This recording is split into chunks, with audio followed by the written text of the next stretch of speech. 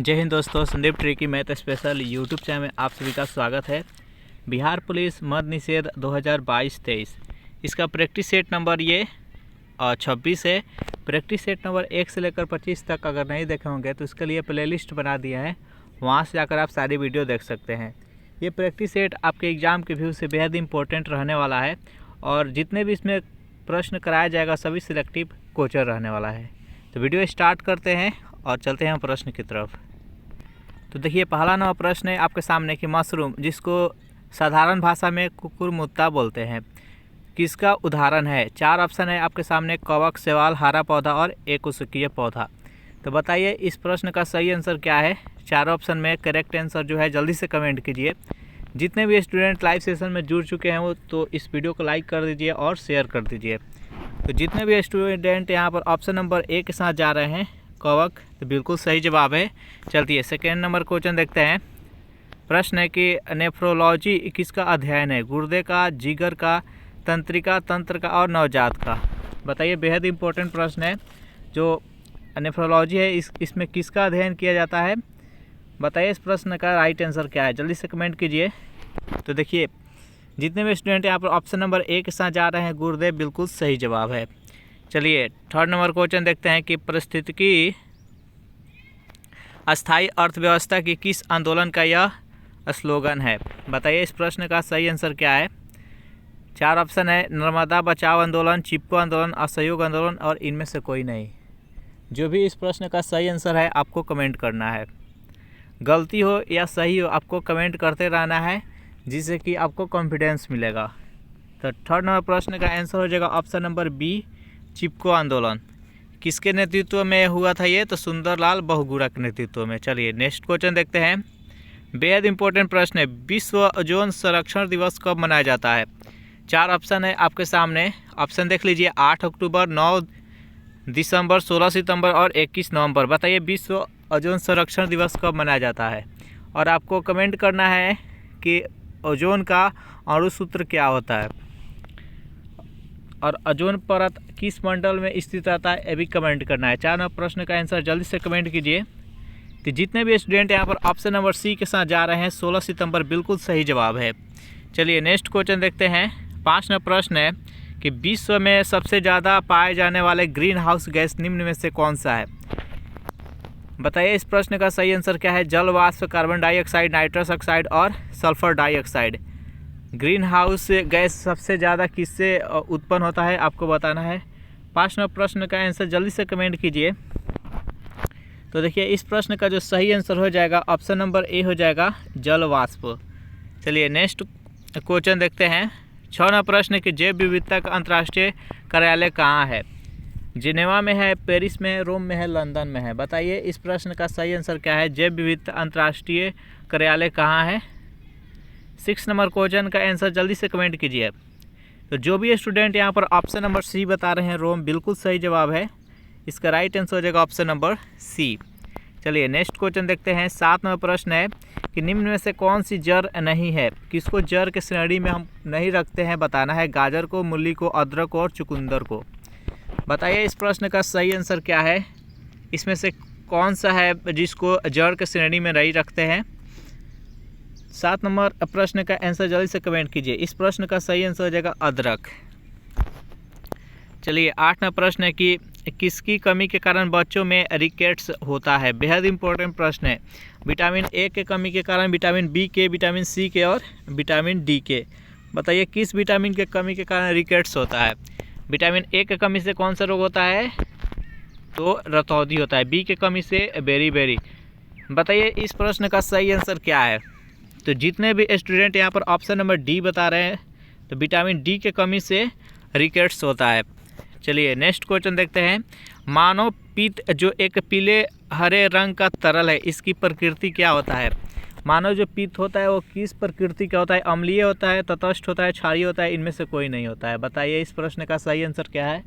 जितने भी स्टूडेंट यहाँ पर जुड़े हुए हैं तो जल्दी से इस वीडियो को लाइक कर दीजिए और ज़्यादा से ज़्यादा अपने दोस्तों के पास कोई भी ग्रुप है, स्टडी ग्रुप है, वहाँ पर शेयर कर दीजिए। बताइए मानव पित्त का किस प्रकृति का होता है आपको बताना है। 4 ऑप्शन है आपके सामने। तो 9 प्रश्न का जितने भी स्टूडेंट ऑप्शन नंबर ए बता रहे हैं अम्लीय, बिल्कुल सही है। और मानव पित्त में कौन सा अम्ल होता है आपको कमेंट करके बताना है। चलिए 10 प्रश्न देखते हैं। किस शासक ने गुलाबों हेतु विभाग स्थापित किया था? सॉरी, यहाँ पर गुलामों हेतु यानी जो भी गुलाम थे उसके लिए एक विभाग स्थापित किए थे। इसमें से कौन से शासक थे? फिरोज शाह तुगलक, रजिया सुल्तान, सिकंदर लोधी और महमूद गजनी। बताइए 10 प्रश्न का सही आंसर क्या होगा? तो जो भी स्टूडेंट ऑप्शन नंबर ए के साथ जा रहे हैं फिरोज शाह तुगलक, बिल्कुल सही जवाब है। चलिए नेक्स्ट 11 प्रश्न देखते हैं कि दमदमा पुरास्थल किस प्रदेश में स्थित है? 4 ऑप्शन है बिहार, झारखंड, उत्तर प्रदेश और राजस्थान। दमदमा पुरास्थल किस राज्य में है आपको बताना है। तो जल्दी से कमेंट कीजिए इस प्रश्न का सही आंसर क्या है। तो दमदमा जो पुरास्थल है जो कि उत्तर प्रदेश में स्थित है, तो इसका राइट आंसर हो जाएगा ऑप्शन नंबर सी। चलिए नेक्स्ट यहाँ पर 12वां प्रश्न है कि भारत में सिंचाई की सबसे लंबी नहर का नाम क्या है? यानी ऐसा नहर का नाम बताना है जिसको सिंचाई के लिए हम प्रयोग में लाते हैं, वो कौन सा है आपको बताना है। यमुना नहर, सिरहिंद नहर, इंदिरा गांधी नहर और अपर बारी दोआब नहर। बताइए, बेहद ही सिंपल और इम्पोर्टेंट प्रश्न है। ये बार एग्जाम में पूछा जाता है कि भारत की सिंचाई के लिए प्रयोग में लाए जाने वाली सबसे लंबी नहर कौन सा है। तो 12वां प्रश्न का आंसर हो जाएगा option number C, Indira Gandhi नहर। चलिए नेक्स्ट क्वेश्चन देखते हैं। 13वां प्रश्न की निम्न में से कौन सा एक छोटे सिंगल साइट नेटवर्क को संदर्भित करता है? बताइए इस प्रश्न का सही आंसर क्या है। LAN, RAM, USB और CPU। बताइए इस प्रश्न का सही आंसर क्या है। तो 13वां प्रश्न का आंसर हो जाएगा ऑप्शन नंबर ए, LAN। इसका फुल फॉर्म क्या होता है? तो लोकल एरिया नेटवर्क। RM के फुल फॉर्म तो random access memory, universal serial bus और सेंट्रल प्रोसेसिंग यूनिट। तो इसका फुल फॉर्म भी याद रखिएगा, ये भी पूछ देता है एग्जाम में। चलिए 14वां प्रश्न देखते हैं कि द्वंद्व न्याय शब्द किसका संकेत करता है? सैद्धांतिक संघर्ष का, विरोधियों का एकीकरण का, तर्क वितर्क तथा चर्चाओं के बाद सत्य का पता लगाना और भौतिकवादी निर्णय। बताइए द्वंद्व न्याय किसका संकेत करता है आपको बताना है। चलिए बताइए इस प्रश्न का सही आंसर क्या है। तो 14वां प्रश्न का आंसर जितने भी स्टूडेंट ऑप्शन नंबर ए बता रहे हैं सैद्धांतिक संघर्ष, तो बिल्कुल सही जवाब है। चलिए नेक्स्ट क्वेश्चन देखते हैं।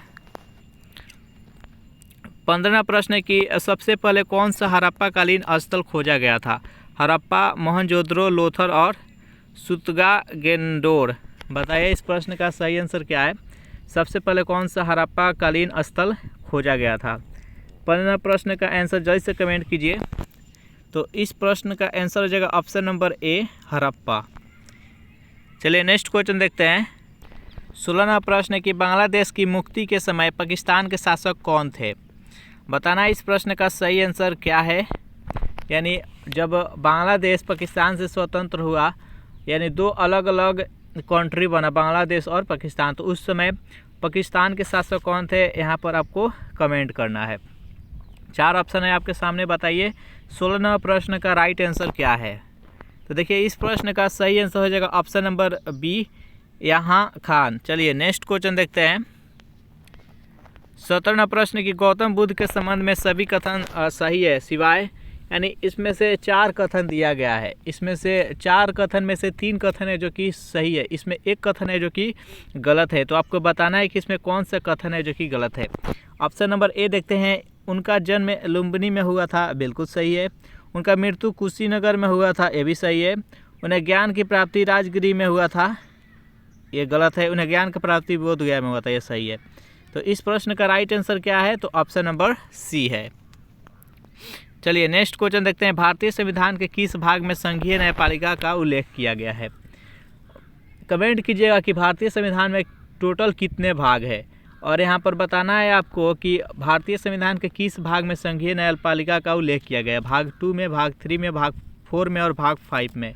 तो बताइए 18वां प्रश्न का सही आंसर क्या है। तो जितने भी स्टूडेंट यहाँ पर ऑप्शन नंबर डी के साथ जा रहे हैं भाग 5 बिल्कुल सही जवाब है। चलिए नेक्स्ट यहाँ पर 19वां प्रश्न देखते हैं कि वैदिक लोगों द्वारा किस धातु का प्रयोग सबसे पहले किया गया था। बेहद ही इंपॉर्टेंट और सिंपल प्रश्न है, ये हर एग्जाम में पूछा जाता है नॉर्मली। चांदी, सोना, लोहा और तांबा। तो बताइए सबसे पहले कौन सा तत्व का खोज किया गया था वैदिक युग में। वेरी सिंपल प्रश्न है। 19 नंबर प्रश्न का आंसर जल्दी से कमेंट कीजिए। तो आप अब तक आपका आंसर आ चुका होगा। इसका राइट आंसर है ऑप्शन नंबर डी, तांबा। 20 नंबर प्रश्न देखते हैं कि पारिस्थितिकी तंत्र शब्दावली किससे प्रस्तुत की है।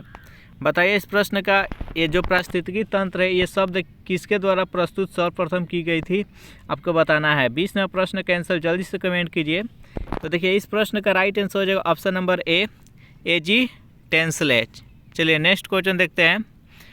21 नंबर प्रश्न की कोशिका की खोज किसने की है। बेहद ही सिंपल प्रश्न, इंपॉर्टेंट प्रश्न है। ये हमेशा बार बार एग्जाम में पूछा जाता है कि कोशिका खोज किसने की थी और कब की थी, आपको बताना है। तो 1665 ईस्वी में रॉबर्ट हुक के द्वारा कोशिका की खोज की गई थी। तो इसका राइट आंसर है ऑप्शन नंबर ए। चलिए 22 नंबर प्रश्न देखते हैं कि पेनिसिलिन के जैव प्रतिरोधी गुण धर्मों की खोज की गई थी। यानी पेनिसिलिन जैव प्रतिरोधी गुण धर्मों की खोज किसके द्वारा किया गया है, आपको बताना है। ये भी इंपॉर्टेंट प्रश्न है। 22 नंबर प्रश्न का आंसर जल्दी से कमेंट कीजिए।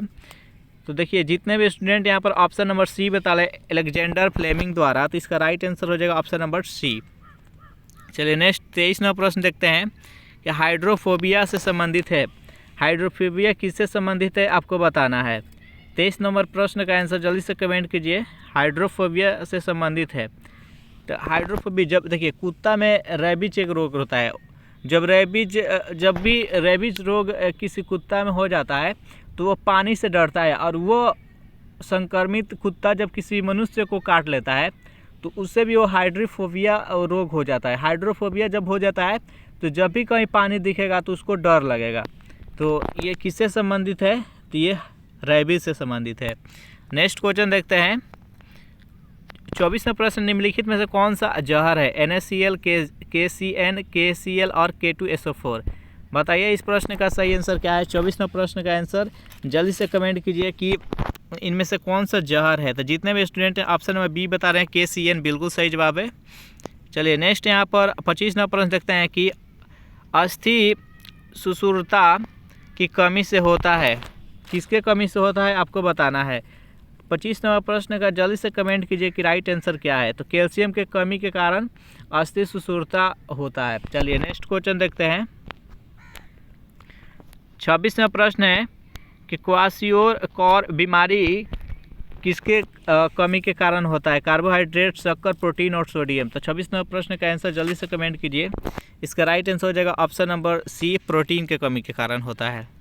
नेक्स्ट यहाँ पर 27वां प्रश्न है कि उच्चतम न्यायालय के न्यायिक के पुनरीक्षण कार्य का क्या अर्थ है। इसका क्या अर्थ है, आपको बताना है। 27 नंबर प्रश्न का ऑप्शन देकर जल्दी से कमेंट कीजिए कि इसका राइट ऑप्शन क्या है। 27वां प्रश्न का राइट आंसर हो जाएगा ऑप्शन नंबर सी, कानूनों के संवैधानिक वैधता की परीक्षण करना। चलिए नेक्स्ट क्वेश्चन देखते हैं। 28वां प्रश्न आपके सामने कि भारतीय संविधान में अल्पसंख्यकों को मान्यता किस आधार पर दी गई है। धर्म के आधार पर, कि जाति के आधार पर, कि कुल जनसंख्या के साथ उस वर्ग के जनसंख्या के अनुपात और रंग के आधार पर। बेहद ही सिंपल, आपके अल्पसंख्यकों से ही मालूम चल गया होगा कि इसका राइट आंसर क्या है। अल्पसंख्यक क्या होता है कि जब कहीं किसी क्षेत्र में जनसंख्या को देखते हैं तो एक ऐसा वहाँ पर जाति रहता है जिसकी संख्या वहाँ पर बहुत ही कम रहता है। तो कुल जनसंख्या के साथ उस वर्ग के जनसंख्या का अनुपात ही इसका राइट आंसर हो जाएगा, ऑप्शन नंबर सी। चलिए नेक्स्ट यहाँ पर 29वां प्रश्न देखते हैं कि सिंधु सभ्यता के टेराकोटा में निम्नलिखित में से कौन सा पालतू जानवर विद्यमान नहीं था। भैंस, भेड़, गाय और सूअर। बताइए इस प्रश्न का सही आंसर क्या है। 29वां प्रश्न का राइट आंसर जल्दी से कमेंट कीजिए। देखिए इस प्रश्न का सही आंसर हो जाएगा ऑप्शन नंबर सी, गाय। चलिए नेक्स्ट यहाँ पर 30वां प्रश्न देखते हैं कि निम्नलिखित में से बौद्धों का पवित्र ग्रंथ कौन सा है। उपनिषद, वेद, त्रिपिटक और जातक। बेहद इंपॉर्टेंट प्रश्न है। बताइए 30वां प्रश्न का सही आंसर क्या है। तो जितने भी स्टूडेंट यहाँ पर ऑप्शन नंबर सी बता रहे हैं त्रिपिटक, तो बिल्कुल सही जवाब है। चलिए नेक्स्ट यहाँ पर 31वां प्रश्न देखते हैं। यहाँ पर एक जातक है। जातक किसका है, तो ये जैन धर्म का है, ये भी याद रखिएगा। चलिए नेक्स्ट क्वेश्चन है यहाँ पर कुषाण काल में सबसे अधिक विकास किस क्षेत्र में हुआ था। धर्म, कला, साहित्य और वास्तुकला। बताइए कुषाण काल में सबसे ज़्यादा विकास किस क्षेत्र में हुआ था। 21वां प्रश्न का राइट आंसर जल्दी से कमेंट कीजिए। जितने भी स्टूडेंट ऑप्शन नंबर डी के साथ जा रहे हैं, वास्तुकला बिल्कुल सही जवाब। ये सेशन आपको कैसा लगा है ज़रूर कमेंट करके बताइएगा। वीडियो का कैसा लगा है तो इस अगर वीडियो आपको अच्छा लगा हो तो वीडियो को लाइक कर दीजिएगा। चलिए नेक्स्ट यहाँ पर 32वां प्रश्न देखते हैं। अनेक प्रकार की शराब और शैंपेन के लिए प्रसिद्ध क्षेत्र कौन सा है? पूर्वी यूरोप, पश्चिमी यूरोप, भूमध्य सागर और ग्लासलैंड। तो 32वां प्रश्न का आंसर हो जाएगा ऑप्शन नंबर सी। इसमें टोटल हम 32 प्रश्न कराए हैं। 32 में आप कितने का सही जवाब दिए हैं कमेंट करके बताइएगा। आप क्वेश्चन का लेवल क्या है, इजी है या मॉडरेट है या इससे और हार्ड किया जाए, आप ज़रूर कमेंट करके बताइएगा। वीडियो आपको अच्छा लगे तो इसको लाइक करें, अपने दोस्तों के पास शेयर करें। अगर इस चैनल से नए जुड़े होंगे तो चैनल को प्लीज़ सब्सक्राइब कर लीजिएगा। Thanks for watching this video. मिलते हैं नेक्स्ट वीडियो में।